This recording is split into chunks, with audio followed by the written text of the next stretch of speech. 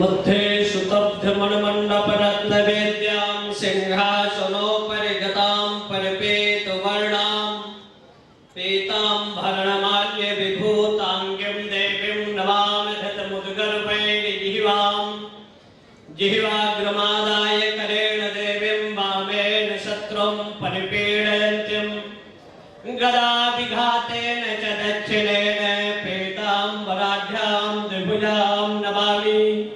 होत्राग्निहोत्राग्निहविष्य होता यद् ब्रह्म तद्बोधवितारणिभ्यां सदाशिव समारम्भां शंकराचार्यमध्यमां शंकरानंद सरस्वती पर्यन्तां वंदे गुरुपरंपरां। उपस्थित मंचस्थ जिनकी कथा भी आप लोग 7 दिनों से अहर्निश श्रवण कर रहे थे, इसे व्यासपीठ पर विराजित कपिला जी, हमारे त्रिदंडी स्वामी जी महाराज, यज्ञाचार्य भवानी शंकर जी, जैन जी, पटेल, अन्य के समस्त सहयोगी वृंद और जयपाल ठाकुर जयपाल सिंह नयाल, इनकी संपूर्ण टीम, उपस्थित श्वेता सावित्री गार्गी मैत्री अनुसुईया आस्था श्रद्धा भक्तवती माताओं, भगवत कथा अनुरागी सज्जनों, जब जब इस धरा पर असुरत्व ने अपनी शक्ति को विस्तारवादी सोच को बढ़ाया, मानवीय शक्तियों का हाथ हुआ, दानवीय शक्ति जब तांडव नर्तन धरा पर करने लगती है तो अछेद अभेद परमात्मा, इसकी सार्वभौमिक सार्वकालिक सार्वदेशिक सत्ता व्याप्त है, वो परमात्मा इस धरा पर अवतार लेने के लिए विवश होता है और उसका आधार आपके अंदर की आस्था, श्रद्धा और भक्ति। जिस भक्ति के बल पर राम के आने का प्रयोजन विप्रधेन सुर संत हित लीन मनुज अवतार निज इच्छा निर्मित तनु माया गुण गोपाल, वो परमात्मा अवतार लेने के लिए विवश हुआ, उसका आधार हुआ गाय। गाओ विश्वस्य मातरः, प्राणी मात्र की मां कहलाने का दायित्व। वैसे माताएं कई है, सप्त मात्राएं हैं, 7 तरह की माताओं का उल्लेख है, 64 योगिनियों के रूप में माताओं का निरूपण है, 10 महाविद्याओं के रूप में काली, तारा, छिन्नमस्ता, बगला, धूमावती आदि 10 महाविद्याओं का उल्लेख है। लेकिन वर्तमान में अगर देखा जाए तो एक जन्म देने वाली माताएं हैं और एक गो माता है और एक पृथ्वी माता है, लेकिन आज तीनों पर संकट के बादल हैं। पृथ्वी पे संकट के बादल हैं, हमारी सीमाएं असुरक्षित हैं, हमारे जवानों पर अटैक हो रहा है और एक तरफ नारी शक्ति जन्म ही न लेने पाए तो नारी ही नारी की शत्रु बनकर भ्रूण हत्या पर तत्पर है। ऐसी विषम परिस्थितियों में कथा सुनाने के लिए तो यह है आपको, हम तो आपको जगाने के लिए आए। उत्तिष्ठ जागत प्राप्त विराम निबोधक सुरस्य धारा कवयो वदन्ति, उठिए जागिए और अपने अंदर की शक्ति को पहचानिए। जिस शक्ति को पहचान कराया था कभी गर्गाचार्य ने कृष्ण के अंदर की उस सुप्त पड़ी परा चेतना स्पंदन की दिव्य रश्मियों की शक्ति को स्पंदन कराकर कृष्ण को कृष्ण बनाने में गर्गाचार्य की अहम भूमिका थी। वशिष्ठ और विश्वामित्र ने राम को राम बनाने में अहम भूमिका अदा किया। समर्थ रामदास और शिवाजी को समर्थ गुरु रामदास ने तैयार कर भारत के अस्मिता, मान, सम्मान, स्वाभिमान के लिए तैयार कराया था। तो वर्तमान परिस्थितियों में अगर पृथ्वी के रक्षण संवर्धन में 7 तत्वों की अहम भूमिका है। गोभिर विप्र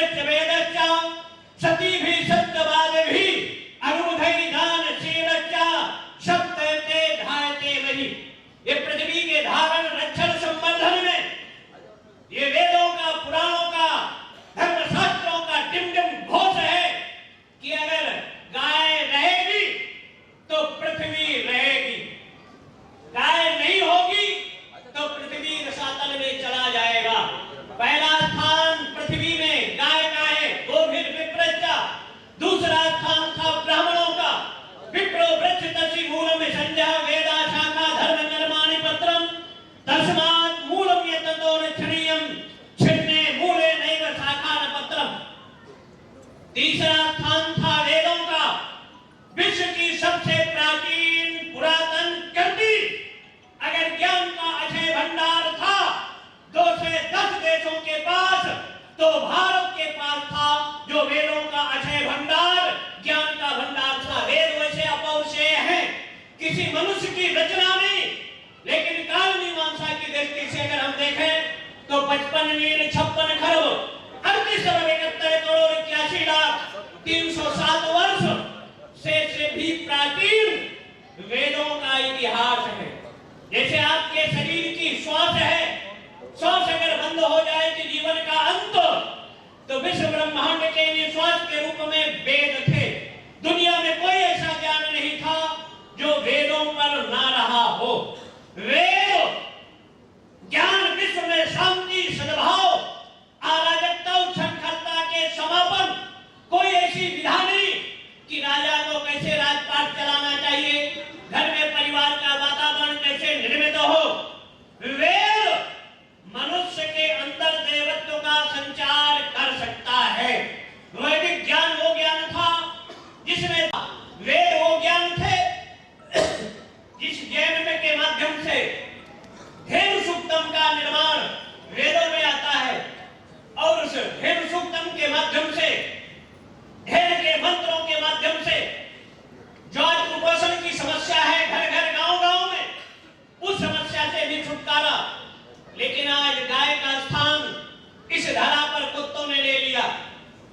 आज लाख, 1.5 लाख, 2 लाख का आदमी कुत्ता पालने लगा।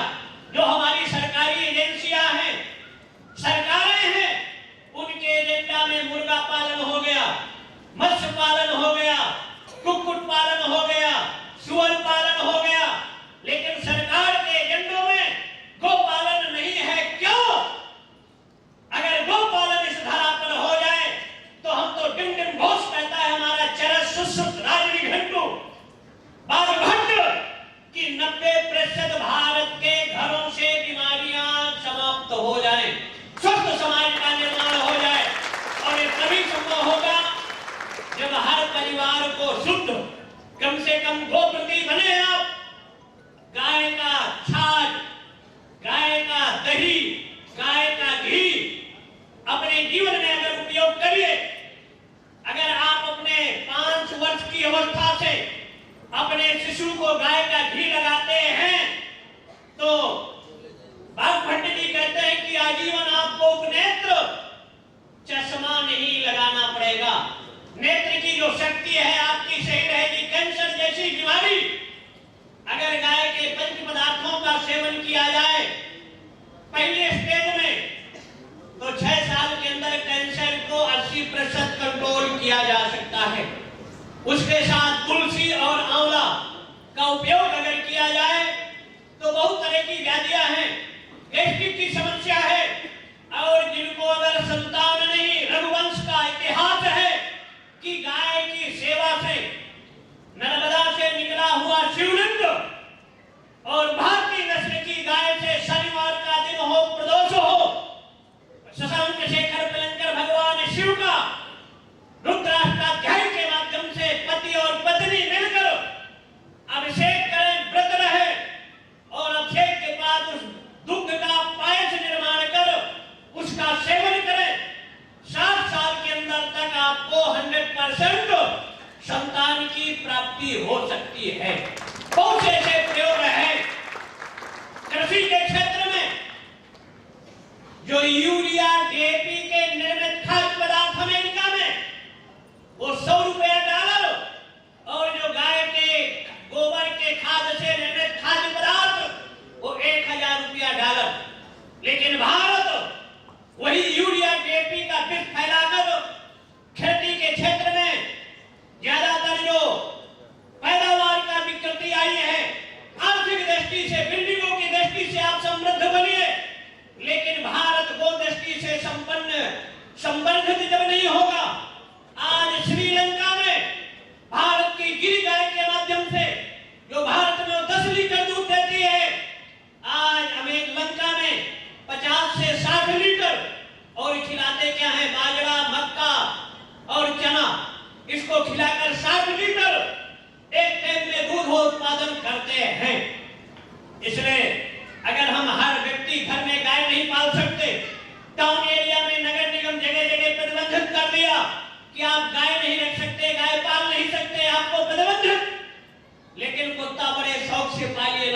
50,000 का, 10,000 का नौकर रखिए, 15 से 20,000 उस पर खर्चा करिए। लेकिन अगर 10,000 का एक गाय पाले नहीं तो गौशाला की जो गाय है उस एक गाय को गोद ले लीजिए, उसको चारा का 50-100 रुपया, तो उससे आपको शुद्ध दूध मिलेगा। तो जो दिक्कत हो रहा है मन मस्तिष्क, दुनिया के लोग अगर गाय का दूध 90 दिनों तक पिला दिया जाए तो उसको ब्रेन बिल्कुल सही हो जाएगा। तामसी और राशि प्रवृत्तियां उनके ब्रेन से खत्म होकर सात्विकता का निर्माण होगा, और जब सात्विकता का निर्माण होगा तो भारत में वैमनस्यता, नफरत, घृणा, हिंसा का रास्ता जब समाप्त होगा तो वसुधैव कुटुंबकम की भावना साकार होगी। हर व्यक्ति के अंदर सात्विक व्यक्तियां जब निर्मित होंगी तो निश्चित है उनके मन मस्तिष्क को बदलकर राष्ट्र निर्माण में, राष्ट्र हित में और दुनिया में जो भारत का संदेश था, सर्वे भवन्तु सुखिनः, सर्वे सन्तु निरामया, सर्वे भद्राणि पश्यन्तु मा कश्चित् दुर्भाग् भवेत्। गीता प्रेस के गोलक में एक कथा प्रकाशित है। हनुमान प्रसाद पोद्दार राजस्थान सीकर जिले के फतेहपुर से उन्होंने प्रकाशित किया कि एक व्यक्ति गाय चुराया फतेहपुर से सीकर जिला के और ले गया उसको काटने के लिए। उसके 2 मित्र थे, एक मित्र बचा, 2 औजार ले आए, बर्तन ले आए, गाय को काट कर खाएंगे। जब गाय के आंकड़ों से अशुपात हुआ तो जो कसाई था उसकी चित्त वृत्ति बदल गई, उन्होंने गाय को खोल दिया और उसके बाद मित्र आए, कहे गाय कहां गई, गाय छूट कर भाग गई। उसको सिविल कोर्ट में मुकदमा हुआ। मुकदमा होने के बाद जज ने कहा इनको फांसी हो, और जब फांसी के तख्ते पर उस कसाई को लटकाया गया तो उसका गले का फंदा ढीला पड़ जाए। 3 बार झुलाने के बाद जब वो नहीं झूला तो उसको छोड़ दिया जाता है। वो बाहर निकला और वो कहता है सनातन धर्म, सनातन संस्कृति जिंदाबाद। लोगों ने कहा कसाई ऐसा क्यों बोल रहा है? वो कसाई ने कहा जब फांसी के फंदा पर हमको झुलाया जाने लगा तो गाय अपने सींग से मेरे पैर को ऊपर कर देती थी और मैं फांसी के फंदे से बच गया। मतलब लोग के साथ साथ ये सत्य घटना 3546 के लमसम की है, ये 19वीं सदी की। तो गाय के जान अनजान में लोग के साथ साथ हम गाय की सेवा करते हैं। कृषि प्रधान भारत भूमि थी, और अगर देखा जाए तो अंत में जब मरने लगते हैं तो आज हमारे जो सामवादी है, विकासवादी है, सोच वाले कहते हैं गाय का ही रक्षा की बात आप लोग क्यों करते हो? सुअर रक्षा, मुर्गी रक्षा, मुर्गा मछली रक्षा की बात क्यों नहीं? लेकिन हम वामपंथी और अनर्गल प्राप्त करने वालों से जानना चाहते हैं कि जब आपका बाप मरता है तो आप सुअर का दान क्यों नहीं करते? वो मछली को पकड़ कर पूंछ क्यों नहीं पकड़ाते? तब आपको गाय आ जाती है, कहते हो गाय का दान करो। तो गाय लोक के साथ साथ परलोक का भी मार्ग प्रशस्त करती है गाय। इसलिए जहां तक हो सके गायों का संरक्षण, संवर्धन इस धरा पर आवश्यक है। 7 नवंबर 1966 में अगर देखा जाए तो दिल्ली के पार्लियामेंट के सामने महाराज उसके साक्षी है तिदंडी स्वामी, धर्म सम्राट पूज्य स्वामी करपात्री जी महाराज, पुरी के ब्रह्मलीन शंकराचार्य स्वामी निरंजन देव तीर्थ, प्रभुदत्त ब्रह्मचारी और जयपुर से रामचंद्र वीर जैसे हजारों राजाओं ने सत्याग्रह किया और सत्ता के मद में मदंत होकर सरकार ने गोलियां चलाया। लेकिन आजादी के 70 वर्षों के बाद जो सत्ता पर आया, किसी ने कानून बनाने के लिए वादा किया लेकिन वादा खिलाफी किया। इसलिए आज धरा की आवश्यकता है कि सरकार को गाय को राष्ट्र माता का दर्जा दिया जाए, वो अभयारण्यों का निर्माण किया जाए। सिंहों के कर्ज पर सिंहों के लिए अभयारण्य बनाया गया। अगर जो गोचर भूमि अंग्रेजों ने छोड़ा था, अंग्रेज जमीन छोड़ के गए, लेकिन 70% या तो फैक्ट्री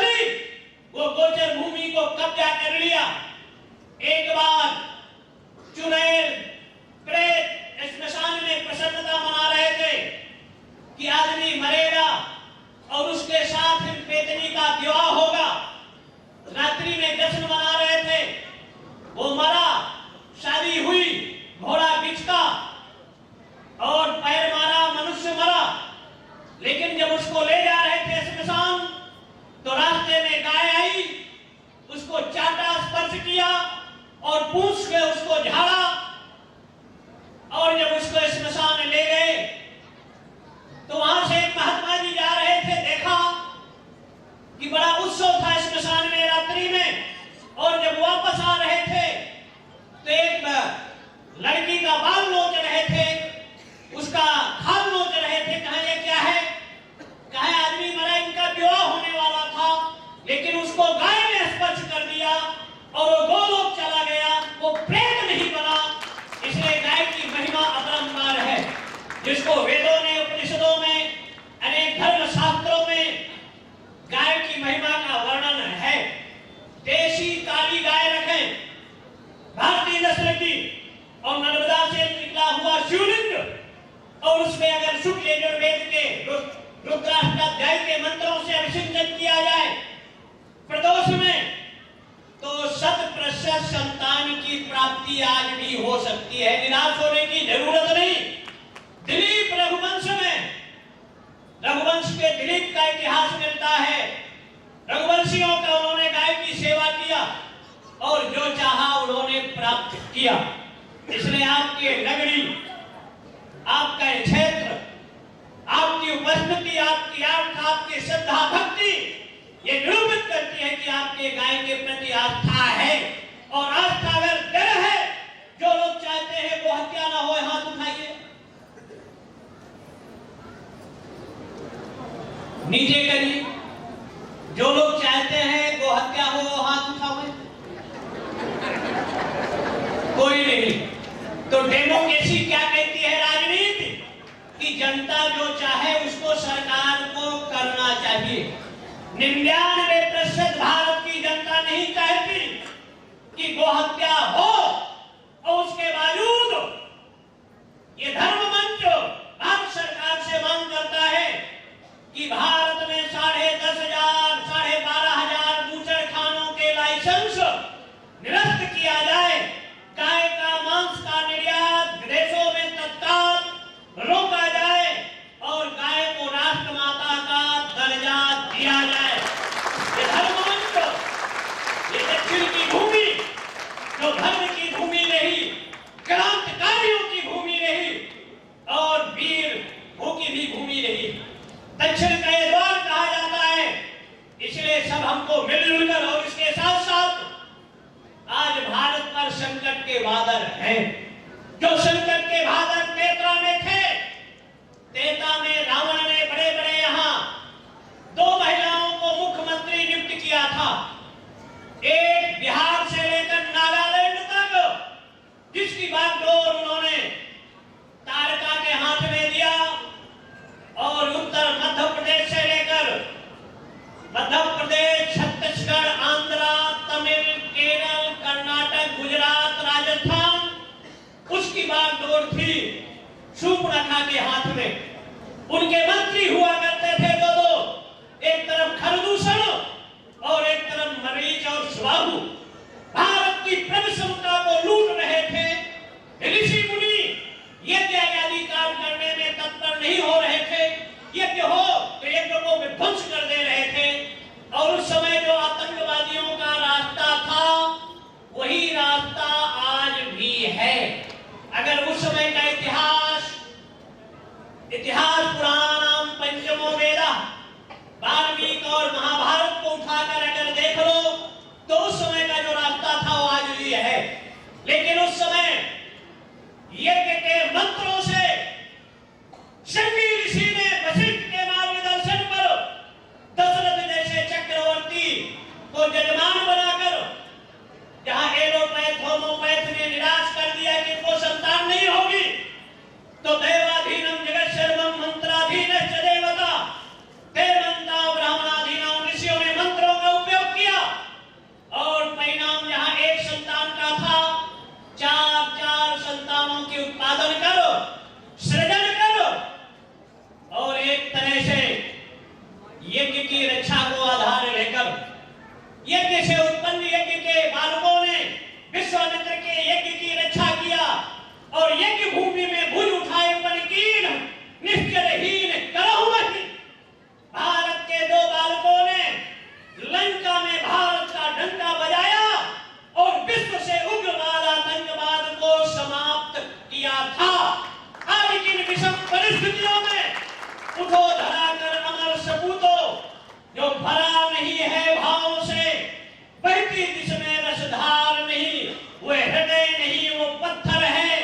इसमें स्वदेश का प्रेम नहीं। भारत की सेनाओं ने अभी 14 तारीख को हमारे 40 जवानों को आतंकवादी ब्लास्ट किया, जिससे आप सब परिचित हैं। और अभी जवानों ने 1-2 दिन ही हुआ है, शत्रु के मार्ग पर घुसकर जहां आतंकवादियों का प्रशिक्षण केंद्र, अल-कायदा, हुर्रियत जैसे उनके मार्ग में घुसकर हवाई हमला कर भारत की एकता, वीरता, साहस का परिचय दिया है। इसलिए आवश्यकता है, ताली बजाने की ज्यादा जरूरत नहीं। आज जरूरत है हमको माला और भाला। आवश्यकता अगर पड़े इस देश को तो अपने देवी देवताओं से शिक्षा लो, राम का जीवन देखो, ऋषियों के आश्रम में माला, और जरूरत होती है तो धनुष बाण, बंसी बजाने वाला कृष्ण, जरूरत पड़ी तो सात फणधारी कालिया नाग के सर पर चढ़कर ताता थैया करते हुए नृत्यावसाने नटराज राजो ननाद ढक्का नौ पंचवारम उद्धात कामः सनकाद सिद्ध्यम ननाद नर से शिव सूत्र जालम। जब तांडव नर्तन किया तो शौनकादि, पाणिनि, पतंजलि, पतंजलि को व्याकरण का बोध हुआ, और कृष्ण ने जब तांडव नर्तन किया तो सहस्र फणधारी कालिया नाग रक्त बमन करने लगा। तो अगर ये भारत के 80 करोड़ लोग इस धरा पर तांडव नर्तन करेंगे तो न चाइना के मां के दम है, न पाकिस्तान में दम है कि भारत की आन मान शान स्वाभिमान को कोई गिरवी रख सके, जो गाल नहीं कर सके। लेकिन हमारे वर्तमान यशस्वी प्रधानमंत्री मोदी जी, जिन्होंने साहस का परिचय दिया, वीरता का परिचय दिया, हमारी थल सेना प्रमुख, रक्षा मंत्री और हमारी तीनों सेनाओं के सेना प्रमुख, जल सेना, थल सेना, वायु सेना, ये भारत शांति का पक्ष धर रहा है। शांति हमारे रंगों में है। हम दुनिया में शांति का संदेश देते रहे। धौः शांति, अंतरिक्ष शांति, वनस्पतया शांति, विश्वे देवा शांति, ब्रह्म शांति, सर्वभौम शांति का संदेश। लेकिन अगर कोई समझे कि हम शांति के बात करने वाले हिजड़े हैं, या अपने हाथ में चूड़ियां पहने हैं, या नपुंसक हैं, इतिहास हमारा साक्षी है। जामवंत ने हनुमान को जगाया तो लंका भट सुभट महाभटों के बीच में सुरक्षित लंका जलने लगी। और अगर हमारे संतों ने सरकार को सहयोग किया, सेना को आशीर्वाद दिया, सेना ने चढ़कर वार किया है। लेकिन ये दो मुहा सांप कहता है शांति हो जाए, शांति हो जाए। शांति कौन नहीं चाहता? लेकिन 70 वर्षों में लगभग लाखों हमारे बेगुनाह कसूर मारे गए। चाहे पार्लियामेंट का हमला हो, चाहे बंबई का हमला हो, चाहे संकट मोचन का हमला हो, जगह जगह अटैकों के माध्यम से हमारी बेगुनाह जनता मारी जाती रही, आज भी मारी जा रही है। इसलिए तीनों सेनाओं को विशेषाधिकार देना चाहिए। क्रोध के नक्शे से पाकिस्तान का नाम निशान मिटा देना चाहिए। अखंड भारत वहां लिखा जाना चाहिए। जो हमने खोया उसको पुनः पाने का प्यास होना चाहिए। और कश्मीर की सरजमी से जो अलगाववादी नेता हैं, जिनको 600 करोड़ का वार्षिक बजट दिया जाता है, ये बजट समाप्त करना चाहिए। और उन अलगाववादी, अगर भारत के संविधान, भारत के तिरंगे से प्यार नहीं है, ऐसे देशद्रोही गद्दारों को खुलेआम चौराहों पर खड़ा कर 6-6 इंच छोटा कर कुत्ता और शेरों के सामने फेंक देना चाहिए। जिससे कोई भारत की ओर 370 खत्म कर देना चाहिए, 35 खत्म कर देना चाहिए, और एक संविधान, एक विधान और एक नारा का परिकल्पना भारत सरकार को करना चाहिए। तभी भारत पूरब से पश्चिम, उत्तर से दक्षिण, और एक सूत्र हमारा आपके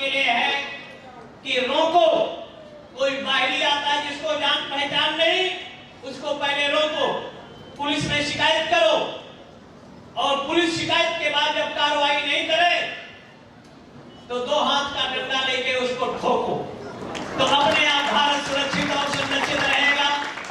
आप जिस लक्ष्य और उद्देश्य को लेकर ये भागवत कथा, गो भागवत कथा आपकी चल रही है, अपनी पूर्णता की ओर है। गाय सुरक्षित हो, मंदिर सुरक्षित हो, और आंध्रा की भूमि पर एक आवारा पागल कुत्ता भी यहाँ कभी कभी भौंका करता है कि हमको 15 मिनट का छूट दे दो तो हम बता देंगे हमने तो छूट दिया था। लेकिन हम हिजड़े नपुंसक नहीं, हम शांति के पक्षधर हैं। संविधान के दायरे में रहकर आपको काम करना चाहिए, लेकिन संवैधानिक पदों पर रहने वाला अगर असंवैधानिक बात करता है तो ऐसे गधों पर जूतों से प्रहार होना चाहिए, उसका जवाब जूतों से दिया जाना चाहिए। ये हम वीर हैं, फिर हम हिंसक नहीं हैं, हम शांति के पक्षधर हैं। लेकिन अगर शांति को कोई कायरता समझता है तो हम शस्त्र परधारी कालियानाथ के सर पर तांडव नर्तन करना भी जानते हैं। लंका में भारत का डंका बजाने वाला वो बंदर भी है हमारा आराध्य उपासक। और एक गाय के लिए अगर देखा जाए तो उस समय का अगर इतिहास उठाकर देख ले तो सहस्त्रार्जुन जैसा जब ऋषि के आश्रम में ऋषि का अपमान किया था तो 7 भुज काटने के लिए भी हम संत पीछे नहीं रहते हैं। हम सब कुछ जानते हुए भी हमारा काम है माला जपना, और आपके अंदर सुसुप्त पड़ी ऊपर चेतना स्पंदन की शक्ति को जगाकर वृद्धों का कर्तव्य बनता है कि अपने बहू को दहेज आदि को लेकर प्रताड़ित नहीं करे, और बहू भी अपने सास ससुर को वृद्धाश्रम भेजने का स्वप्न ना देखे, उनका सम्मान करे। बहू अपने सास ससुर को माता पिता के रूप में, और माँ सास ससुर भी अपनी बहू को बेटी के रूप में स्वीकारें, जिसके घर का सामंजस्य और हर परिवार के जो बुजुर्ग हैं मालिक है कम से कम 15 मिनट नैतिक शिक्षा अपने बेटे और बेटी को सुबह शाम अवश्य दें, तो आपके लिए दुखदाई नहीं होंगे ना बेटा ना बेटी। लेकिन आप धन देते हो, सुविधा देते हो, संस्कार नहीं देते। इसलिए भारत के एजुकेशन में, शिक्षा में नैतिक शिक्षा 15 मिनट के लिए अनिवार्य होना चाहिए हर क्षेत्रों में। और नैतिकता के अभाव में अनैतिक कृत्य होते हैं, इसलिए नैतिक कृत्यों का बोल बना रहे, नैतिक शिक्षा दें। और एक पाठ शिक्षा में भारतीय संस्कृति का अनिवार्य होना चाहिए, एलकेजी से लेकर हाई एजुकेशन बीए में तक, जिसके संस्कार सुरक्षित और संरक्षित रहे। अपने मस्तक पर तिलक लगाएं, अपने गले में एक एक दाना अवश्य धारण करें। लेकिन अगर माला नहीं धारण किए तो टाउन एरिया का फरमान होता है कि जितने आवारे कुत्ते हैं पकड़कर बंद कर दो। वैसे यमराज का भी फरमान कभी कभी जारी होता है कि जितने आवारे हैं, जो भगवान के भक्त नहीं, जो भगवान के पालतू भक्त हैं, उनके गले में माला तिलक रहेगा, चोटी रहेगी। इसलिए अपने धर्म संस्कृति पर डट रहें, सुरक्षित रहें। धर्म अगर आपका सुरक्षित और संरक्षित रहेगा तो देश सुरक्षित और संरक्षित रहेगा। अपनी कमाई का दशांश धर्म में अवश्य व्यय करें। धर्म अगर सुरक्षित रहा, क्योंकि धर्मस्य विश्वस्य जगता प्रतिष्ठा, विश्व की प्रतिष्ठा का आधार धर्म है। और जब जब धर्म पर प्रहार हुआ, यदा यदा ही धर्मस्य ग्लानिर्भवति भारत अभ्युत्थानम धर्मस्य तदात्मानं सृजाम्यहम् परित्राणाय साधूनां विनाशाय च दुष्कृतां धर्म संस्थापनार्थाय संभवामि युगे युगे। हर युगों में धर्म की रक्षा के लिए परमात्मा का अवतार होता है। इसलिए दहेज आदि को लेकर बहुओं को जलाएं नहीं, प्रताड़ित नहीं करें, वृद्धों को वृद्धाश्रम नहीं भेजें, और क्षणार्धम क्षेमार्धम 15 मिनट का समय निकालकर भगवान का नाम जप करना चाहिए। जैसे आप मार्च का महीना आने वाला है, 2-4 दिन के बाद 33 मार्च तक आप आय व्यय का रिटर्न दाखिल करते हो, तो आपके इस जीवन का रिटर्न कम से कम 15 मिनट का समय निकालकर दुर्लभो मानुषो देहि देहि नाम क्षणभंगुरः